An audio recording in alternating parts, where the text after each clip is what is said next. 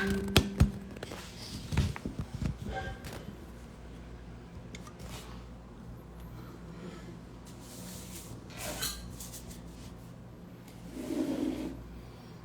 galerinha, boa noite, sejam todos e todas bem-vindas e bem-vindos.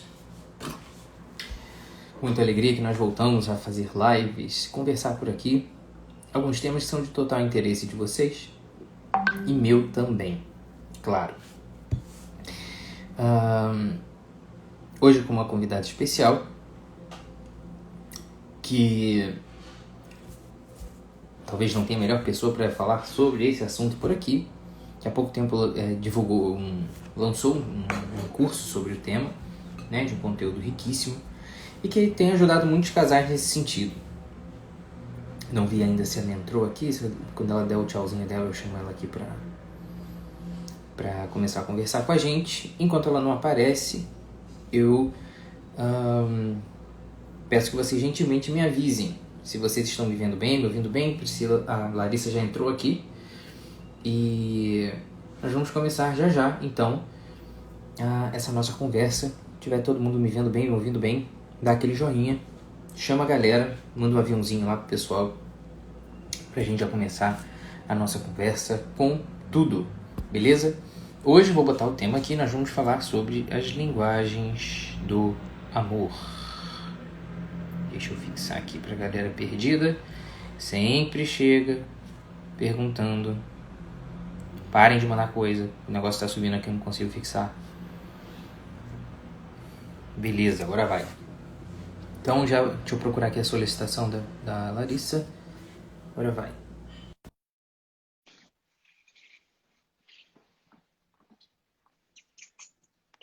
Tchau. Oi! Opa, tudo bem, Larissa? Tudo bom, querido? Tudo bem, graças a Deus. Quase derrubei a minha câmera aqui agora, mas acho que foi. Que bom, que tá tudo bem também, graças a Deus. Maravilha. Tudo bem com a criançada? Tudo certo, certinho. E aí também? Tudo bem, Família, graças a com a Deus. esposa? Tudo bem. Larissa, um grande prazer falar com você mais uma vez aqui. Já conversamos em outras oportunidades.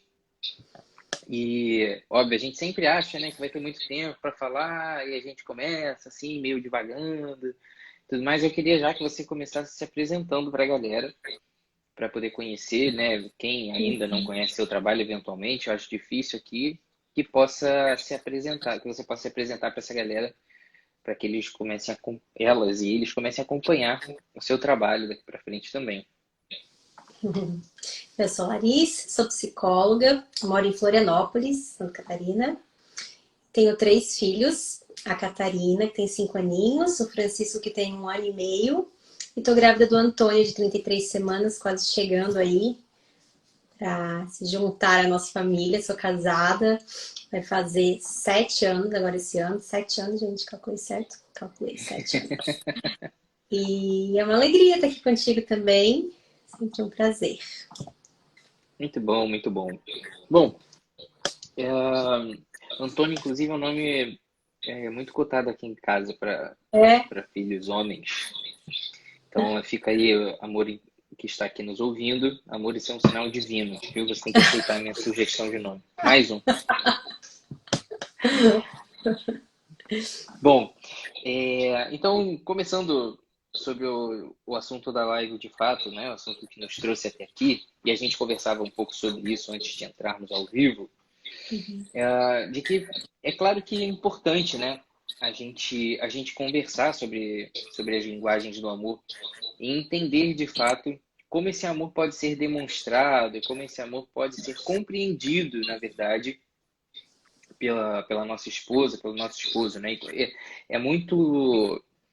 Realmente é um diferencial muito grande para o casal poder entender essa dinâmica dentro do relacionamento, né? Porque às vezes o que agrada a um não é necessariamente o que agrada ao outro. Não é que o outro não goste daquilo, mas ele simplesmente às vezes não consegue entender que aquilo ali é uma demonstração de afeto também, né? E aí a gente perde a oportunidade de aproveitar algumas pequenas demonstrações cotidianas aí de afeto. Eu queria que você já introduzisse nosso tema de hoje, falando um pouquinho sobre em que consiste, né, essas linguagens do amor, o que elas representam, quais são as linguagens do amor de fato, em que elas consistem cada uma delas.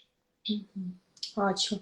Então, Felipe, eu acho que o que é mais encantador nas linguagens do amor não é nem as linguagens do amor em si, mas é tudo o que envolve elas, assim, né? Quando eu montei o curso das linguagens do amor que tu estavas falando ali, era um pouco nesse sentido, assim. As linguagens do amor é uma verdade absoluta, é uma ciência testada e aprovada, que é isso? Não, ela é a experiência de um terapeuta de casais que percebeu que entre os seus casais haviam 5 linguagens predominantes, assim, percebeu que as pessoas falavam linguagens do amor diferentes e que elas eram 5. Isso significa que não possam haver mais, né? Isso não significa que com certeza é assim para todas as pessoas? Não, com certeza não. Mas assim, o que está por trás das linguagens do amor nos interessa demais, né? Primeiro, entender que as pessoas são diferentes, que as pessoas entendem, recebem o amor de forma diferente. Isso eu acho que é, né, assim, realmente o pulo do gato nos relacionamentos muito, muito importante. Porque muitos problemas às vezes vêm daí, né? De assim, um tem uma forma de expressar o amor e entende o amor de uma forma e o seu companheiro está ali demonstrando de outra forma o seu amor, né? E simplesmente a pessoa não entende aquilo como amor, não entende. Tempo de qualidade é uma coisa que é interessante, assim, né? Que é uma das linguagens do amor. A pessoa fica assim, mas ele não faz muita questão de estar comigo, de passar um tempo comigo, para ele meio que qualquer coisa tá bom. Pois é, será que isso realmente diz respeito do amor do outro? Pode ser que sim, pode ser que realmente diga respeito do amor do outro. Mas talvez não. Talvez ele simplesmente valorize outras coisas, né? Sinta o amor e expresse o amor de outras formas. Então, quando a gente entende que a gente tem realmente formas diferentes de manifestar o nosso amor, de recebê-lo, a gente começa tanto a valorizar os atos do outro, que às vezes não é a nossa linguagem, mas é a forma dele, a gente entende que é a forma do outro de expressar o amor, como também a gente pode aprender, então, a falar, né, expressar realmente na linguagem do outro. E daí, Felipe, que vem a questão que a gente até estava conversando antes, assim, né? Da ideia do que é o amor mesmo, né? Até o curso, eu falar assim, não tem como eu falar de linguagens do amor sem antes a gente desmistificar muito do que é o amor, o que é o amor de fato, né? O que o amor precisa ser no casamento.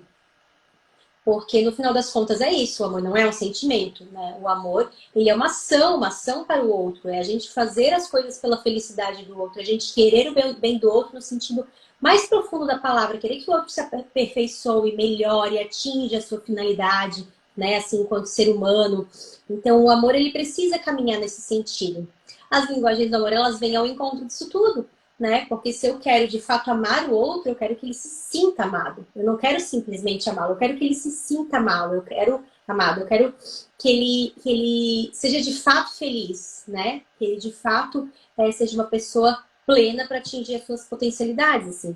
Então as linguagens do amor, elas entram nesse sentido, né? A partir do momento, mas aí para isso primeiro eu preciso entender o que é o amor, né? Eu preciso de fato querer fazer o outro feliz, porque enquanto eu só quero o meu bem, né? Só quero ser amada, ser amada, ser amada, enquanto meu amor é extremamente egoísta, eu não estou preocupada em falar a linguagem do outro, né? Eu não estou preocupada em fazer o outro feliz, eu só quero tudo para mim. Mas aí não é amor, é egoísmo, né? É egoísmo. Sim, exatamente. Há uma tendência atual, né, a esse movimento contrário, de pensar sempre em si primeiro, né? Essa máxima que a gente escuta tantas vezes, você precisa primeiro se amar, estar bem com você mesmo, para você poder se abrir para alguém. Aquela coisa extremamente egoísta, né? E vaidosa e soberba. As pessoas distorcem realmente isso com uma facilidade muito grande. E até existe um certo discurso que pode ser coerente no meio disso tudo, de o fato de que você não pode dar aquilo que você não tem, né? Mas isso não é no sentido de que primeiro você tem que se amar para depois amar o outro, mas no sentido de que você tem que construir virtudes em você, coisas boas em você, para que você possa transbordá-las para o outro. Mas não no sentido de que é o seu amor próprio que vai te fazer estar disponível para amar. Foi no contrário, quanto mais você se envaidecer e quanto mais você se colocar em evidência na sua vida, menos os outros terão espaço para você. E aí, de fato, ainda que você conheça essas linguagens do amor como uma ferramenta, como um entendimento teórico da coisa, nesse aspecto técnico, isso jamais fará sentido na sua cabeça. Seja através de um tempo de qualidade, seja através de presentes, seja através de atos de serviço. Nada disso vai fazer sentido na tua vida, porque comprar alguma coisa para alguém vai ser um custo muito grande. Porque antes de comprar, você vai pensar nas tuas contas, nas tuas prioridades, no que aquilo representa para você, o quanto você teve que trabalhar por causa do seu dinheiro, né? E tudo mais, enfim. Ou o tempo de qualidade, a disposição para aquela pessoa de alguma forma. Tudo isso vai ser sempre um peso, porque você tem 1000 coisas para fazer, 1000 coisas para resolver da sua vida, do seu trabalho, do seu dia a dia, o outro vai ficando sempre em segundo plano. Então, nenhuma dessas ferramentas vai fazer sentido em nenhum momento. Ainda que você decifre o que mais agrada no outro, isso vai ser uma dificuldade para você, né? Porque o pensamento vai ser sempre em você primeiro. E isso se reflete na vida conjugal de uma maneira muito proeminente. Né? Não dá para entrar num relacionamento pensando primeiro em você. Não dá. E essa é uma notícia muito triste que a gente tem que dar para a maioria dos casais que nos assistem sempre, de que se você começou nesse relacionamento pensando, não, esse relacionamento é muito bom para mim porque o fulano me faz tão bem, ele é do jeito que eu sempre quis, e você tá sempre ali colocando as suas expectativas em evidência e não em principalmente querer suprir as expectativas do outro e fazê-lo feliz e fazer com que ele cresça com você, como você disse, é bem possível que em algum momento você vá precisar realmente de muita ajuda ou você vai desistir de fato, né? E a Larissa pode dizer até isso melhor do que eu, que você vê na prática no seu trabalho, porque você trabalha com muitos casais. Isso mesmo. Tu estás falando, eu tô lembrando de várias coisas, assim, uma delas é a velha quarta camada, velha, não tão velha, Oi, velho. mas velha que a gente fala tanto, assim, né, a quarta camada, que as pessoas estão totalmente presas, né? O brasileiro está preso na quarta camada, que é justamente esse autocentrismo, né, esse eu em primeiro lugar, essa necessidade de se sentir amado acima de qualquer coisa, de essas ser realmente as motivações da nossa vida e das nossas ações. E de fato, Felipe, né, se a gente entra num relacionamento, se a gente está num relacionamento, estando nessa quarta camada, né, estando então nesse movimento de egoísmo e de tudo para mim, não vai dar certo esse relacionamento. Não vai dar certo, assim, em algum momento, né, se a gente não amadurece, se a gente não busca de fato amadurecer e crescer enquanto pessoas, não vai dar, porque nem sempre a gente vai estar recebendo, né? A gente sabe o quanto a gente passa por fases no casamento, fases, né? Não é tudo bem o tempo todo, a gente passa por fases, por altos e baixos. Então vão ter muitas fases que a gente não vai estar recebendo o que a gente gostaria de estar recebendo, né? Então não é possível, assim, o relacionamento ele precisa estar num outro nível, né? Num nível aí que a gente já faz as coisas porque eu tenho que fazer, porque eu devo fazer, né? Todo aquele sentido do dever mesmo. Acima da minha felicidade, do meu bem-estar, está a minha responsabilidade, a minha noção de dever, o que eu devo fazer para o outro, né? Meu papel enquanto esposa, enquanto esposo. Isso, né, em um momento da vida, para algumas pessoas isso pode parecer surreal. Como assim? A felicidade é em primeiro lugar. Pois é, mas existem tipos de felicidade, né? Existe uma felicidade aí, digamos, imediata, né? Quase de sensações físicas até, né? Uma felicidade no sentido mais do prazer, mais no sentido do bem-estar. Mas existe uma felicidade superior, uma felicidade muito superior, meu Deus, superior e muito mais profunda que essa felicidade de sensaçõezinhas físicas, que é a felicidade que a gente experimenta ao cumprir o nosso dever, ao fazer o que a gente deve fazer, né? E no casamento, isso nada mais é do que fazer o outro feliz, de fazer desse bem pro outro. Então a felicidade, ela vem por consequência. E foi engraçado tu tocar no assunto do amor próprio, porque veio fortemente assim, nos meus stories esse assunto nas últimas semanas, nos últimos dias. E, enfim, até fiz um post sobre amor próprio. E eu brincava assim, né, que o amor próprio, assim, só o termo em si já é uma piada, porque já não existe, é só uma figura de linguagem. Né? Porque se o amor é para fora, se o amor é para o outro, se isso é a natureza do amor, o amor próprio é uma contradição em si, o termo em si nem faz sentido. Agora, claro, isso traz muita confusão para as pessoas, porque o que a gente está falando quando a gente fala isso? A gente está falando que é para se odiar, está falando que não é para se cuidar de jeito nenhum. Até porque, inclusive, eu me cuidar, como tu falaste, eu desenvolver as virtudes, eu me tornar uma pessoa melhor, mas eu me cuidar também no sentido mais sei lá, cuidar da minha alimentação, cuidar do meu corpo, me arrumar, tudo isso são atos objetivamente para nós, mas não deixam de ser um ato de serviço para o outro também, né? Não deixam de refletir num bem para o outro. Então, quando a gente está falando assim desse amor próprio que o Felipe estava falando, né? É mais no sentido do egoísmo mesmo, de uma vida centrada em mim mesma, né? De uma vida que os meus objetivos terminam em mim mesma. E realmente é uma vida muito triste de ser vivida, né? Quem vive uma vida assim não encontra felicidade, na verdade, né? Pode encontrar, pode parecer felicidade, pode muitas coisas, mas em geral as pessoas vivem uma verdadeira vida sem sentido, uma crises existenciais que vem muito disso, assim, né? Dessa vida que não tem sentido mesmo, que não tem objetivo maior, né? Assim, que é tudo só pra mim.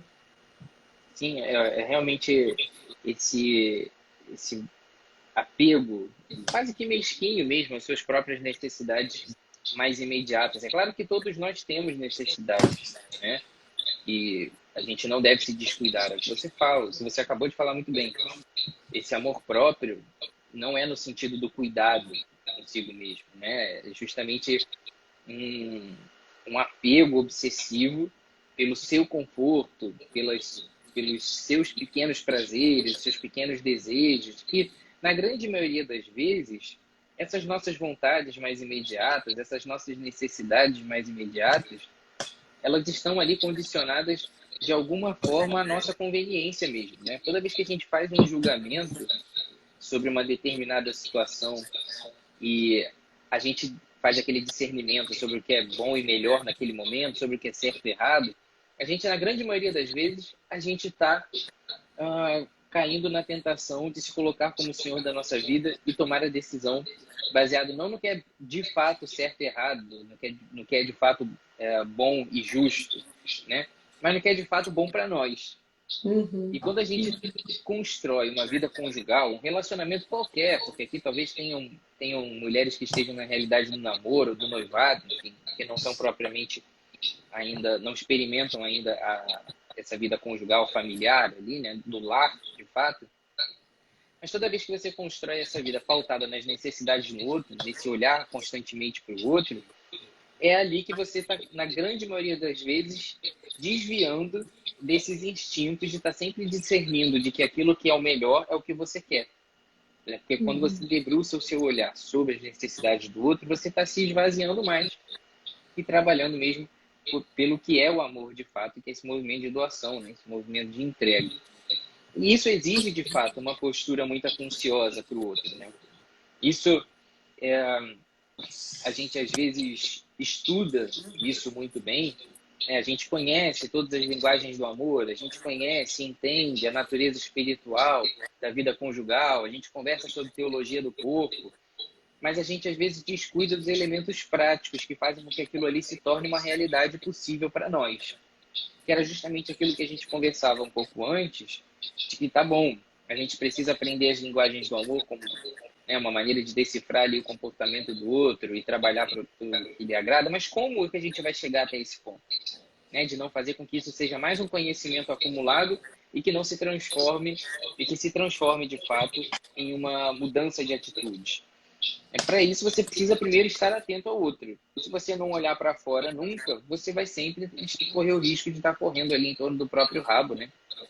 E a sua vida conjugal correr um grande risco de ser uma solidão a dois, né? De dois impérios do eu vivendo ali, duas ilhas vivendo dentro da mesma casa que não se comunicam.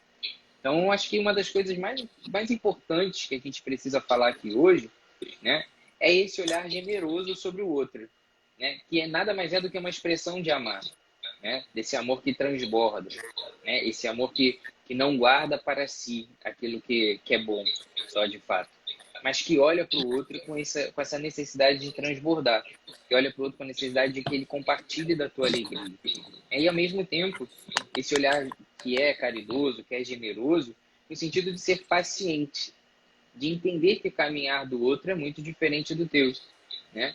Muitas vezes a nossa impaciência com o outro, ela é resultado de um pensamento egoísta e soberbo, no sentido de não imaginar que você mesmo, na grande maioria das vezes, tem muitas limitações e tem uma lentidão de caminhar em outros pontos que você não consegue se reconhecer. Aí você se acha tão bom, mas tão bom, que você não consegue ter paciência com a dificuldade do outro mudar, né?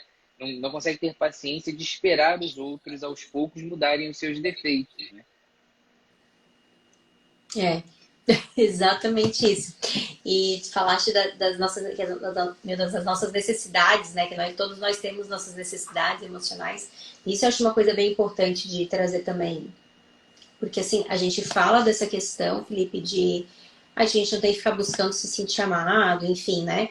Mas é óbvio que no relacionamento amoroso a coisa não funciona bem assim. É claro que precisa ter uma reciprocidade, né? A gente já escolhe o nosso companheiro, né? E vai casar, enfim, tendo aí alguma coisa. Ninguém casa com um amor platônico, né? A gente casa com alguém que existe uma reciprocidade aí. Assim, nós seres humanos, a gente tem uma necessidade emocional de se sentir amado, né? Isso existe e a gente precisa assim, disso minimamente para a gente estar até saudáveis emocionalmente, para a gente conseguir desenvolver as nossas potencialidades. É importante dizer isso, né? Agora, é muito diferente a nossa necessidade emocional de se sentir amado do que, sei lá, uma carência afetiva ou a própria questão da quarta camada, que é isso o tempo todo, né? Tudo que eu faço é em torno da necessidade de se sentir amada. Uma necessidade o tempo todo de se sentir amada. Um movimento que não consegue amar antes de se sentir amada.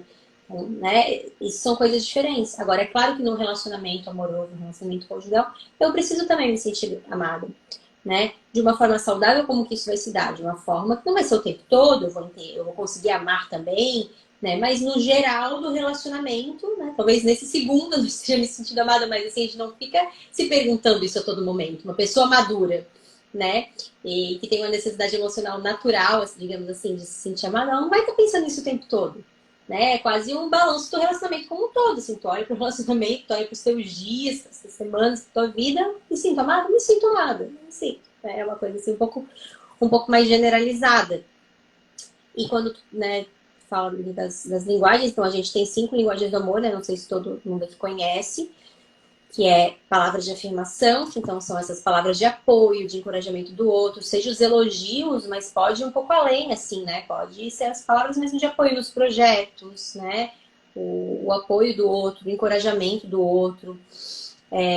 Tempo de qualidade, que é passar tempo junto, ter conversas, né, de qualidade, conversas boas, é realmente a coisa de se aproveitar o tempo junto. Presentes, que é dar presentes mesmo, não necessariamente super presentes, às vezes a pessoa que tem linguagem do amor, geralmente a pessoa que tem essa linguagem do amor de presentes, ela fica feliz com qualquer presente, né? Porque no presente está ali concretizado que o outro lembrou dela, que o outro pensou nela. Né? Então, às vezes é uma coisinha que comprou na padaria, que lembrou do outro que o outro gosta, às vezes é um presente, mas enfim, né? Tudo girando em objetos, assim, coisas, né? Que demonstrem o amor. Atos de serviço, a outra linguagem do amor, né? Que é fazer, então, tarefas, atividades aí que sabe que é importante para o outro, né? Desde, sei lá, preparar uma refeição, lavar a louça, até coisas, sei lá, pagar conta, abastecer o carro, né? Para algumas pessoas, realmente, esses atos, quando feitos, né? Para o outro, por amor, eles são entendidos realmente como expressão de amor. E o toque físico, né, que daí é desde de qualquer toque mesmo, né, massagem, carinho, beijo, abraço, até relação sexual. E assim, é só importante dizer que todas essas 5 linguagens do amor é isso, não é a ação em si, né, mas é ação como expressão de amor. Então, por exemplo, um presente comprado de qualquer jeito, que a pessoa nem é o que a pessoa gosta, isso não vai soar como uma linguagem do amor, né? Pelo Um contrário. tempo de qualidade, vamos sair para jantar, mas cada um está no seu celular, isso não vai ser sentido como expressão de amor. Então, são essas coisas como expressão de amor, né? É mais ou Com menos isso, certeza. assim. E daí tu Você vê falaste, né, da que, importância da gente observar o outro, né, Felipe? A gente realmente tem que estar observando e entendendo ali o que faz sentido, o que não faz pro outro, o que deixa o outro mais feliz. com certeza, eu vejo muito isso na rotina dos casais hoje em dia, né? Tem uma série de obstáculos, né, que os casais precisam vencer hoje para tentar realmente se encontrar um pouco mais. E você vê que essa preparação para o casamento, por exemplo, né, para a vida dois, ela já começa de uma maneira muito limitada hoje em dia. Quando a gente fala sobre preparação para o casamento, todo mundo já mergulha numa espiral de preocupações sobre compromissos que elas precisam ter em relação à data, em relação a vestido, em relação a salão, em relação à data na igreja, em relação, enfim, convidados, festa, né? E tudo isso que, de fato, é uma preocupação legítima, mas que ela não pode, em momento algum, ser a prioridade, né? E uma coisa que eu vejo muito e que realmente é muito perigosa é que esse tempo do noivado, ele muitas vezes ele não chega a ser um incômodo para ninguém. Tanto na questão do tempo, né? Daquelas pessoas que ficam eternamente noivas e não se movimentam de fato para que aquilo se concretize o quanto antes, né? Existe sempre um motivo para adiar. Eu posso dizer isso de carteirinha, porque eu namorei 10 anos antes de casar, e isso é uma absoluta e total vergonha. Sério? Né? A gente namorou aí 10 anos antes de casar. É claro que na nossa vida houve uma peculiaridade, que a Camila ela estudou muito tempo em Niterói. E eu estava na residência, trabalhando 60, 80 horas semanais. Então, teve uma parte ali que realmente era inviável casar, porque a gente ia se ver 2 vezes na semana dentro da própria casa. Isso ia ser uma coisa meio ridícula. Mas, a maior parte do tempo, esse não foi o problema. Mas foi simplesmente uma visão acomodada, né? Eu ia te perguntar, Felipe, tu falou assim, me dá até vergonha de falar isso. É uma vergonha pra mim falar isso. Mas tu tinha essa noção na época? Ou é algo Jamais. que hoje tu tem essa compreensão, assim? Porque como a gente Hoje vai eu tenho mudando essa mesmo, né? Assim, Sim, nossa com cabeça. certeza. Era uma total imaturidade, um materialismo absurdo, né? Eu te digo que hoje, graças a Deus, com o meu trabalho eu tenho uma vida confortável e para mim é muito fácil hoje dizer sim para as coisas, e vamos além, vamos casar. Mas percebam que é muito difícil, né, que a gente prove o amor de fato quando ele só progride na situação do conforto. Eu acho que é isso que as pessoas precisam de fato se atentar. Minha esposa está me corrigindo aqui, foram 7 anos de namoro. Mas para mim é tão vergonhoso quanto, Foi né? vergonha dupla agora. Nós estamos 10 anos juntos agora, né? Nós vamos fazer 10 anos juntos agora esse ano. E aí, e pelo menos isso eu lembro, né? A data que a gente começou a namorar. Mas a gente ficou muito tempo, na verdade, desperdiçando tempo, né? Porque na grande maioria das vezes, o que existe, na verdade, é o medo da renúncia, né? É o medo da dificuldade e de esperar que a situação esteja muito cômoda para que você possa, de fato, exercer esse amor na direção do outro, né?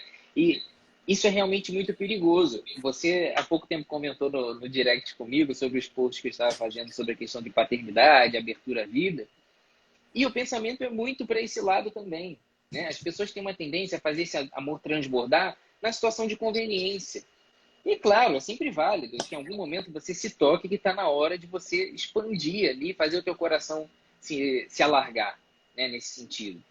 Sendo emocionalmente falando ou biologicamente falando, na hora de ter mais filhos. Mas o verdadeiro amor, a vida de fato, ela acontece ali na renúncia, no sacrifício, na dificuldade, em conquistar o pão de cada dia, né? E a vida não precisa estar essa grande maravilha para a gente se dar esse passo à frente. E eu falo muito isso no sentido do noivado, né? A maioria das pessoas que nos seguem são de uma realidade cristã ou católica, enfim, majoritariamente, talvez, e que passaram pela realidade de curso de noivos ou de preparação para a vida matrimonial, ou estão passando agora.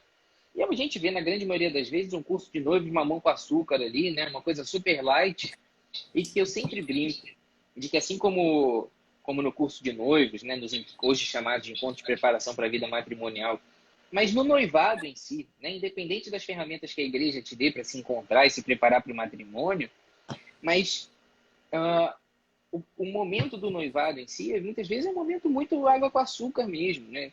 De muita comodidade. A gente não renuncia. A gente, vamos esperar acabar o mestrado, o doutorado, a faculdade, completar tantos anos de trabalho na casa para não se queimar com o chefe, porque senão, se a gente casar e eu engravidar logo, vai ser um problema.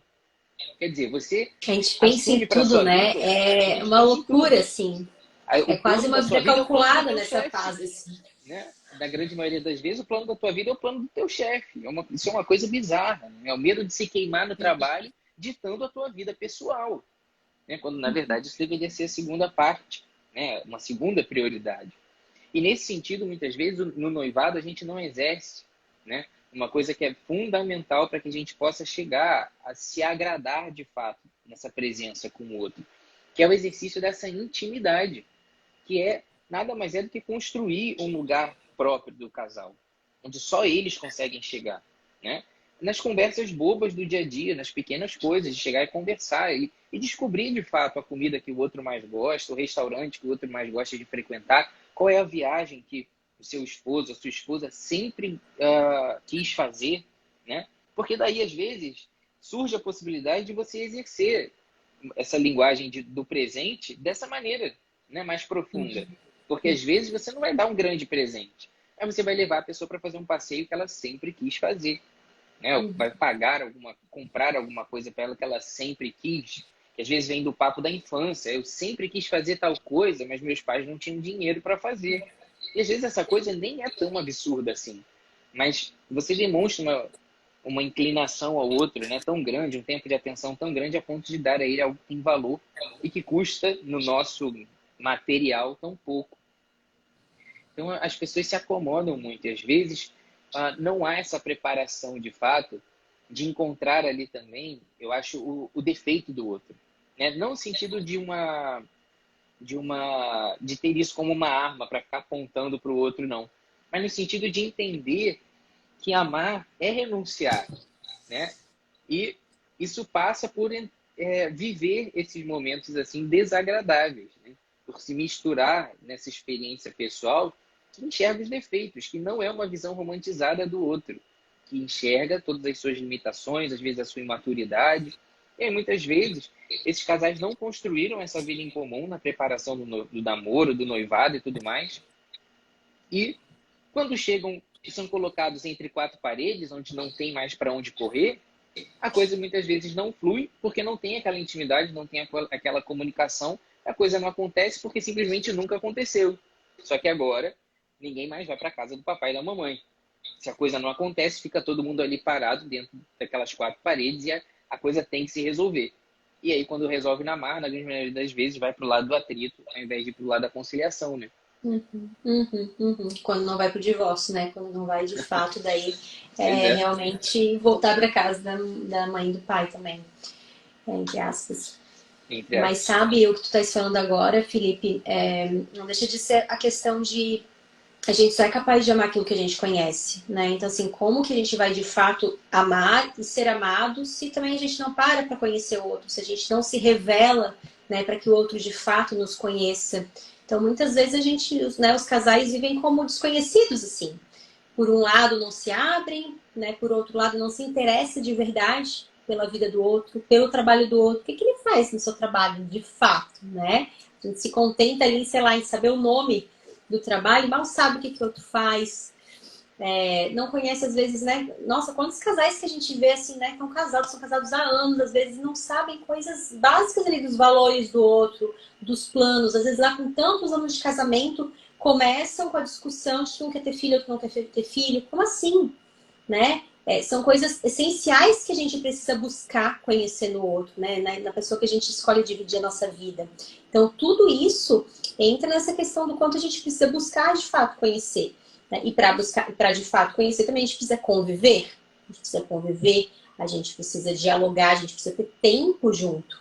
Né? Aí entra tanto a questão da vida corrida, que às vezes coloca o trabalho, né, muito à frente da convivência. Eu acho que também a questão dos relacionamentos à distância, né, que às vezes ficam anos se relacionando à distância, às vezes muito, muito bem obrigadas, às vezes se conhecem melhor do que um casal que mora na mesma cidade, né? Mas uma convivência, um nível de convivência próximo mesmo, que isso que é essencial também, é necessário para a gente conhecer, inclusive conhecer os defeitos que tu estavas falando. Né? Sempre que eu penso nisso, sabe, Felipe, de conhecer os defeitos, um pouquinho disso que tu estavas falando, eu penso naquela definição de amor que eu acho a mais bonita, assim, que é que o amor, ele é esse algo, né, assim, que esse olhar que enxerga o outro como ele é. O amor não é cego, ele de fato vê quem o outro é de verdade, mas ele também não para ali. Ele atravessa o outro e vê aonde o outro pode chegar, né? Vê toda a potencialidade do outro, tudo que ele é chamado a ser. E é isso que a gente precisa buscar, assim, né? Nós, enquanto esposos, esposas, essa é a nossa missão, né?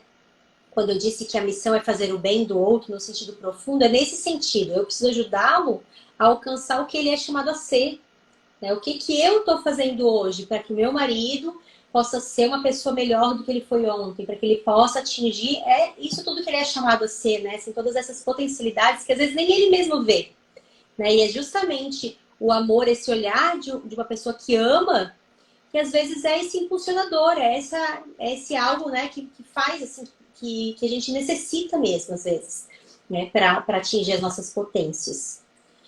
E eu achei muito legal, assim, tu falares dessa questão ali, de que vocês, né, ficaram juntos há muitos anos, até casar, e como isso foi aparecendo depois, foi percebendo depois, né, que tu percebe hoje o quanto era materialista. E eu acho que isso é um recado, assim, uma notícia para todo mundo que está nos escutando também. Porque, assim, eu recebo muitas pessoas, Felipe, que enxergam, escutam o que eu estou falando, né, escutam os conteúdos, acha algumas coisas muito bonitas, mas, assim, não consegue de fato entender, não consegue de fato dar determinados passos, né? E eu percebo, assim, que tudo tem uma caminhada, assim, né? Tem um tempo aí de amadurecimento dentro do nosso coração também, né? Não são coisas que a gente... Todos esses assuntos, sei lá, profundos que a gente conversa e todas essas questões de relacionamento, de amor, não são coisas que a gente engole goela abaixo e de repente a gente já sai mudando tudo que a gente, né, tá vivendo. E que legal que é escutar, né, que vocês foi assim. Nós com certeza também passamos por muitas fases no nosso relacionamento e provavelmente algumas entregas de hoje, há alguns anos atrás, nem passariam pela cabeça. Mas eu acredito, eu percebo que assim, que um coração que se abre, que se entrega, né, para, enfim, para fazer o bem, para fazer o que é o melhor, para fazer o que é certo, que sai desse egocentrismo mesmo, né, que vai para fora, aos pouquinhos o nosso coração também vai sendo trabalhado, né? E de alguma forma a gente vai passando a entender coisas que em outro momento a gente não entendia. A própria questão do amor que a gente está falando, né? A própria questão, estava falando assim, de que como às vezes é o chefe que está fazendo a nossa vida, né? Eu falei, ai, como a gente é calculista, a gente tem uma fase, eu acho que a fase do noivado, né? E mesmo para casais cristãos, casais que entendem o que é amor, mesmo assim, é uma fase que ainda a gente está de fato calculando tudo. Então parece que tudo é muito complicado, assim, né? E a minha sensação é que depois de um tempo de casados, parece que a gente olha para trás de umas coisas, às vezes a gente fala assim, né, que coisa boba, né? Olha suas preocupações, olha só os medos que a gente tinha. Hoje parece tudo tão bobo. Hoje a gente tem um pouco mais de coragem, às vezes, de dar um passo mais arriscado, de se jogar. A gente entende que as coisas vão se ajeitando. Mas lá, naquela outra fase, né, em que tudo era novidade, que a gente era sustentado pelos pais, enfim, tudo era diferente, tudo dava mais medo. Então a gente ficava, né, meio que calculando tudo, a gente fica com medo se a gente vai conseguir arcar com as despesas de uma casa, de uma família, a gente fica. Um pouco disso é parte das fases que a gente vive. Eu estou dizendo isso não para cada um se acomodar no que está vivendo, né? E não, então tá, então é isso aqui, pronto. Não, mas no sentido de respeitar também, da gente respeitar um pouquinho as fases que a gente está vivendo e de fato abrir esse coração, assim, abrir, né, para que a gente possa se entregar mais, para que a gente possa ter uma vida um pouco mais generosa. Mas com a paciência de que as coisas vão se transformando um pouco no nosso coração também, né? Ninguém, eu acho, Felipe, olha para trás e fala, nossa, como tudo foi feito, sempre pensei como penso hoje, sempre agimos como agimos hoje. Não, as coisas de fato vão, né, vão sendo transformadas, assim, nosso coração vai sendo transformado, né? E quanto mais a gente abre a possibilidade de amar, quanto mais a gente se exercita a amar, mais a gente é capaz, né, também de amar, mais a gente consegue de fato amar. É esse amor que vai se multiplicando, assim, vai transformando a gente por dentro também. Sim, eu de fato vejo muito isso do que você falou. E a conclusão que eu posso chegar de tudo isso, né, dando a minha própria história como exemplo, de que hoje olhando para trás eu tenho vergonha de 7 anos de namoro para tomar vergonha e casar de fato, é que realmente a única coisa que nos impulsiona, que impulsiona o homem ou a mulher a sair desse lugar mais inferior e chegar a aspirações mais superiores na vida, não são de fato as suas próprias preocupações, né? Mas é a descoberta desse outro desse estranho que lhe agrada tanto, né? Que te desperta tanto interesse, sobre o qual você resolve, pelo qual você resolve se consumir, né? Enquanto eu pensei no casamento como o casamento dos meus sonhos, ou a vida dos meus sonhos, ou o que eu esperava de um casamento, dificilmente eu saí do meu lugar de conforto, né? O que me abriu os olhos para casar de fato e dizer assim, não, tá na hora de fazer alguma coisa, foi nada senão a demanda da pessoa que eu amava, né? Uhum. Enquanto eu estava ali naquela posição do eu me amo e eu quero aquilo que eu quero e ponto, o noivado não saía, né? Até o dia que a Camila bateu assim um pouquinho e falou, ó, se até o ano tal eu não tiver casada, tá? Você não tiver casado comigo e você vai ter que arrumar outra pessoa para você casar depois, porque não vai ser mais comigo. E aí é que a coisa começa a cair a ficha ali, né? Óbvio que isso não foi uma chantagem emocional nem nada desse tipo, Uhum. mas uma atitude de quem está demonstrando ali uma vontade de estar junto, né? Uhum. Mais intimamente falando, mais inteiramente falando, né? Uhum. E isso muitas vezes é o que nos motiva, né? Porque eu tenho que ser uma pessoa melhor, porque eu tenho que amadurecer, porque eu tenho que isso, porque eu tenho que aquilo. Muitas vezes essa é uma consciência na nossa vida o tempo todo. A gente sabe muito bem ali os nossos defeitos, na grande maioria das vezes, a gente sabe do nosso comodismo. Mas na grande maioria das vezes o que impulsiona a gente a ir além é esse amor, né? Esse movimento para fora. E eu vejo muito isso na minha vida o tempo todo. Eu vejo isso no meu casamento com a Camila, eu vejo isso quando eu me tornei pai, né? Como a coisa muda, como você deixa de ser o centro, como você atinge uma consciência verdadeira ali profunda de que você não é nada, porque você acha que está tudo muito bem construído, que está tudo muito bem sob controle, que a sua vida vai muito bem, obrigado, que você construiu a tua casa sobre a rocha, tu acha mesmo que você construiu o celeiro, que você é o homem sábio que construiu o celeiro, até a hora que a tua filha tem febre, até a hora que a tua filha se machuca, até a hora que a sua filha para de ganhar peso, e aí você percebe que de fato aquilo tudo no qual você se agarrou não é nada, né? Pó. E aí dali nasce uma nova pessoa, né? Que mais uma vez se esvazia pelo outro, né?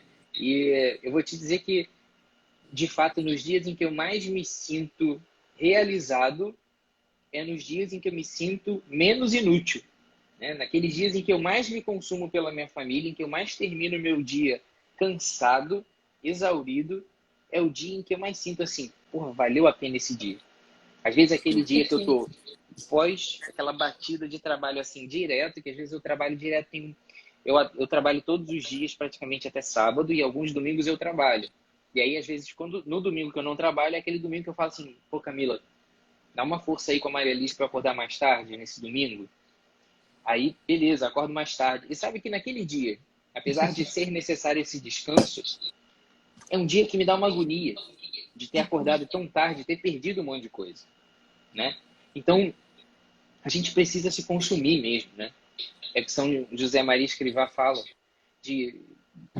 uma vez de ter chegado ao final do dia e falado assim, meu Deus, claro que nas palavras dele, mas dele ter pensado, meu Deus, eu acho que hoje eu não tenho nenhum defeito para colocar no meu exame de consciência meu, nenhum erro que eu tive, porque eu me consumi tanto pelos outros que não deu tempo nem de eu errar. Então eu me consumi tanto no serviço que hoje foi de boa para mim, entendeu? E eu acho que é isso que nós somos chamados cada vez mais. É isso que nos engrandece, né? Essa vida que se derrama pelo outro. Os meus stories e os meus posts recentes foram tão polêmicos e eu apertei realmente, elevei o tom quando a gente está falando de paternidade, maternidade, abertura à vida, porque a grande Ai, eu maioria desses adorei, arrasou. discursos, a grande maioria desses discursos que a gente assume de abertura à vida, de paternidade responsável, isso tudo é balela, é hipocrisia. As pessoas usam desse discurso, mas se apropriam de qualquer mínima dificuldade na tua vida para parar e dizer que aquilo que você fez é suficiente e tá bom e tá ótimo, né? Todos os pequenos problemas que você vive na tua vida são infinitas fontes de preocupação e aquilo ali já é motivo para você botar o pé no freio, já pensar em adiar um pouco mais o seu trabalho e a sua necessidade de crescer enquanto família. E você falou muito bem dessa questão das dificuldades dessa nossa vida ser muito calculada, porque tudo que a gente tem, nosso pai e nossa mãe deu, e a gente não quer sair dessa situação de conforto. E você olha 2 gerações para trás, os nossos avós viviam numa realidade quase rural, não tinha nem SUS para eles parirem era em casa mesmo. Na grande maioria das vezes era uma realidade difícil. E essa galera da conversa de que filho é responsabilidade e que a gente tem que pensar muito bem para não botar um filho no mundo que não vai ter condição de existir numa condição tão precária, a grande maioria dessas pessoas, elas vivem com muito mais do que os pais, muito mais consumidas de preocupações com os pais. Elas têm 5, 6 irmãos, ou pelo menos uns 3 ou 4, mas ela mesma que vive numa condição de conforto, fruto das renúncias e do trabalho incansável dos pais dela, ela mesma bota muito mais o pé no freio do que o pai e a mãe, Sim. do que os avós. Então veja que o problema não é esse, porque se a situação melhorou financeiramente de uma maneira geral para a população e a quantidade de filhos diminuiu, então o problema para se ter filhos não são as condições financeiras, não é a comodidade ou a segurança para se criar um filho, mas é a generosidade do coração. Essa mesma generosidade que muitas vezes nos impede de fazer esse movimento em direção ao outro. Por que é tão difícil decifrar as linguagens do amor do outro? Por que é tão difícil você falar a língua do outro para agradá-lo? Porque na grande maioria das vezes você só quer fazer o que é conveniente para você, né? Então é difícil você parar e contemplar o outro e perceber aquilo que lhe agrada, aquilo que ele faz, né? Na grande maioria das vezes, e isso é um movimento muito engraçado, e os meus amigos, a gente brinca muito com isso entre os amigos, porque a grande maioria são casais, né? E essas linguagens do amor sempre aparecem assim, que a gente fica zoando. Ah, ele quer carinho, ele quer palavra de afirmação. Ah lá, vai lá dar um toque físico nele, que ele tá carente, não sei o quê. A gente vai brincando assim entre nós, porque todo mundo é casal e já parou para se analisar nisso em algum momento da vida. E é engraçado de ver como, na grande maioria das vezes, eu não sei se para você essa impressão é a mesma, mas na minha pequena esfera aqui de amigos, eu vejo muito que a maneira que as pessoas mais usam para agradar os outros é aquela linguagem do amor que mais a conquista. Então, em geral, na sim. minha, por exemplo, aquilo que mais me cativa talvez sejam os atos de serviço. E eu gosto muito de ajudar, de parar e fazer alguma coisa para alguém, enfim, e de demonstrar no meu serviço, de fato, a minha profissão é isso, no final das contas, né, o tempo todo, essa disponibilidade, enfim. Uhum. E eu faço muito isso pelos outros. As pessoas acabam percebendo que essa é a minha linguagem do amor, por assim dizer, né, talvez, porque é aquilo que eu faço demais. Então, você veja que a linguagem do amor da minha esposa, que mais agrada, são os presentes. É difícil para as pessoas assumirem até isso, né? Porque muitas pessoas têm medo de parecerem mesquinhas, porque o que desagrada é o presente. Mas é o que você falou. A minha esposa tem uma verdadeira obsessão por agradar as pessoas, por exemplo, fazendo doce, né? Que é o que ela trabalha. E, veja, não é uma coisa cara, por assim dizer, não é uma coisa, né, extremamente valiosa, falando do ponto de vista material. Mas ela adora dar presentes para os outros, ela adora fazer, através desse serviço dela, dar esse presente. Né? Então, quando você se inclina mais sobre o outro e olha a maneira como ele ama, né, a ferramenta que ele usa para amar, é que você entende mais ou menos o que ele espera que você faça por ele. Né? E esse olhar atencioso é o que faz muita diferença na nossa vida conjugal, de uma maneira geral. Com certeza, e nos tira mesmo desse egoísmo, assim, né? Quando tu falasse antes, que quando, né, tu via as coisas de uma forma, noivo, aí casou, aí depois com os filhos, e como os papéis que a gente vai assumindo na vida, eles vão nos chamando para amadurecimento também, né? Eles vão nos puxando, eles vão nos trazendo um novo olhar. Podem não trazer, né, Felipe? Trouxeram para ti porque tinha ali uma predisposição a amar, né, a se entregar, um esforço também, porque esse amadurecimento ele exige o esforço da nossa parte, né? Mas como a gente precisa dessa caminhada? E muitas vezes a gente se fecha, a gente fica olhando com os nossos olhos de agora, assim, querendo calcular tudo, né?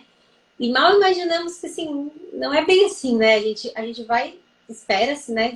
Dependendo de nós, a gente pode amadurecer nessas situações. e as coisas vão mudando um pouquinho de figura, né? Essa mesquinharia ali que tu dizias, assim, o quanto a gente precisa, né?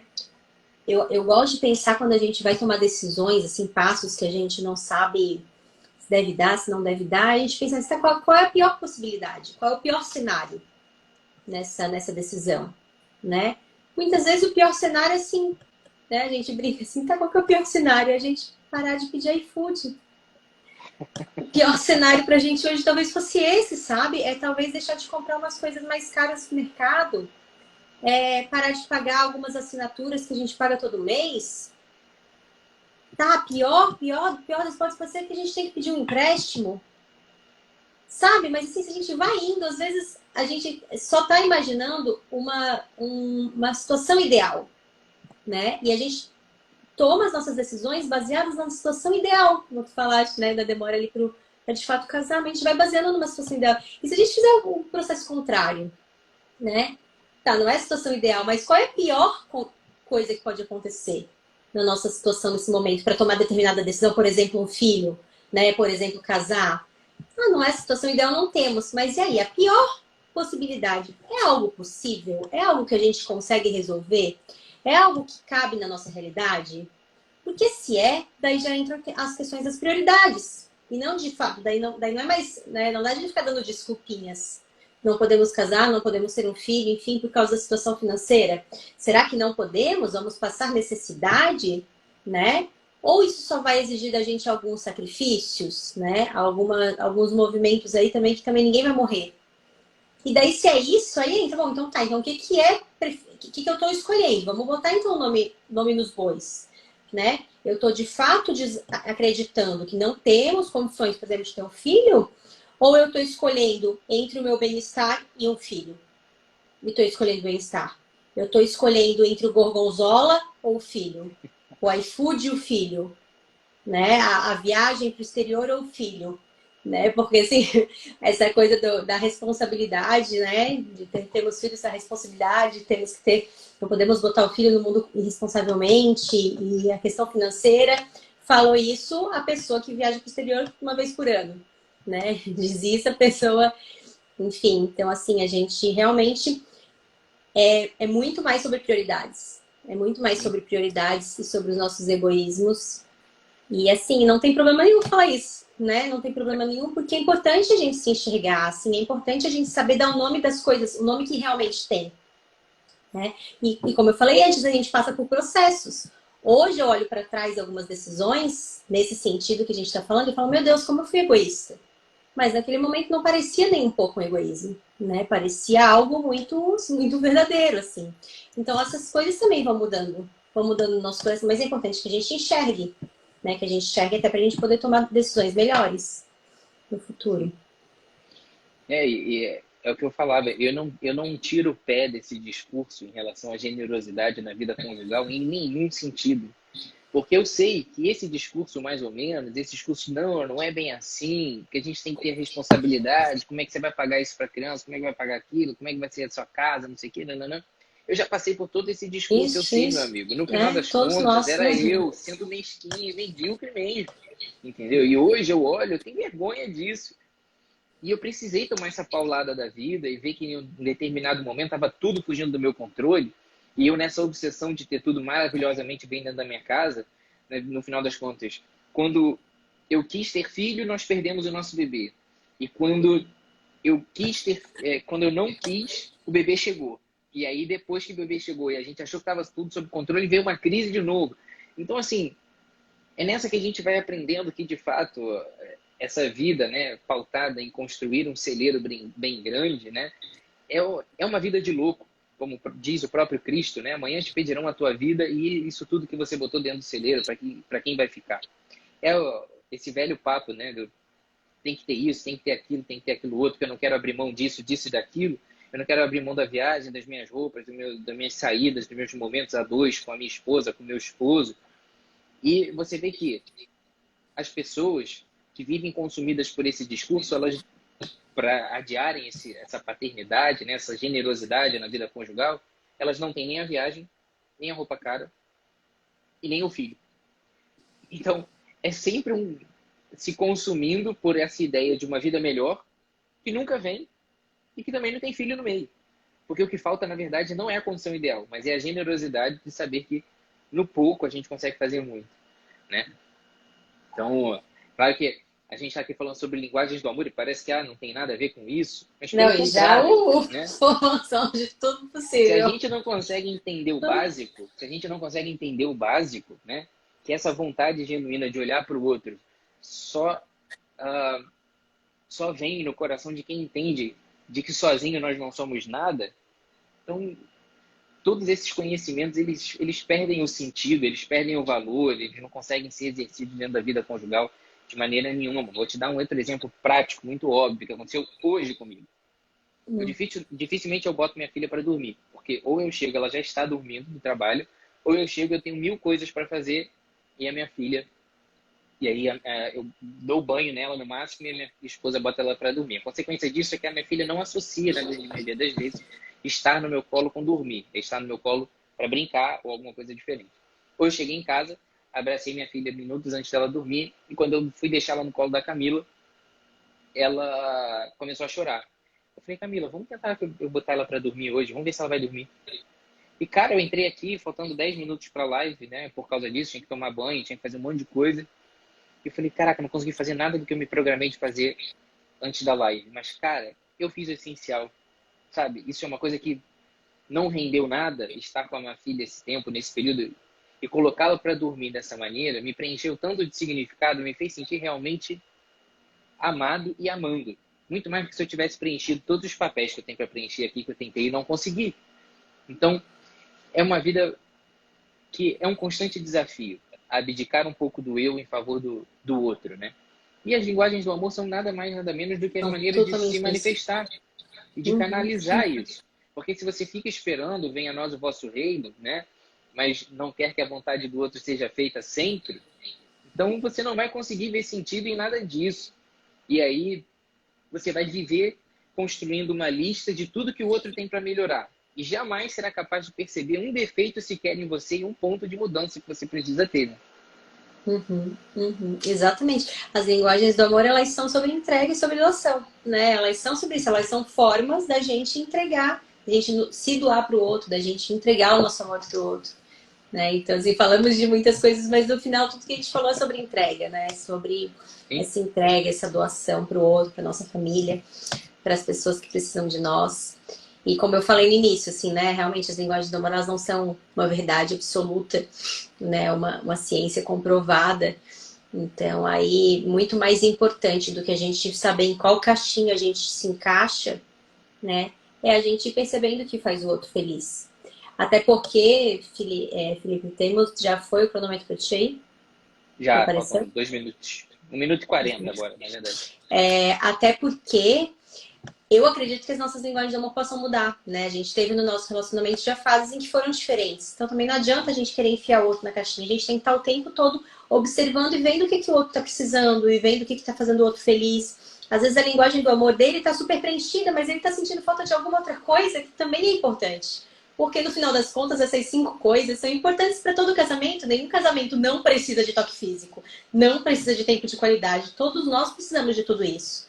Né? Mas entender o que é o principal do outro, mas tem que estar sempre atento mesmo, né? Atento em fazer o outro feliz. Com certeza. Eu queria te agradecer muito, Larissa, por mais essa Quero. oportunidade. Sempre encontros, conversas muito boas nesses encontros. Que bom. Né? E a todos vocês aí que acompanharam essa live e querem aprender um pouco mais sobre isso, se aprofundar, aproveitem o trabalho da Larissa aí nas redes sociais. Tem sido muito proveitoso aí para os casais, em todos os sentidos. Tá bom, Larissa? Obrigada, muito obrigado, querido. viu? Obrigada pelo convite, pela conversa. Foi muito, muito bom. Adorei. Fiquem com Deus, pessoal, e até a próxima. Um beijo. Tchau, gente. Boa noite. Muito bom, né? Terminar aqui a live, ó, nos comentários, um monte de gente se declarando. Isso aí. Agora, fechem a live e vão botar a mesa do jantar para os seus, tá? E vou tirar a toalha molhada do outro da cama e botar pendurada, ao invés de reclamar e mandar o outro botar. Tchau, gente. Tchau, Felipe. Boa noite. Boa noite.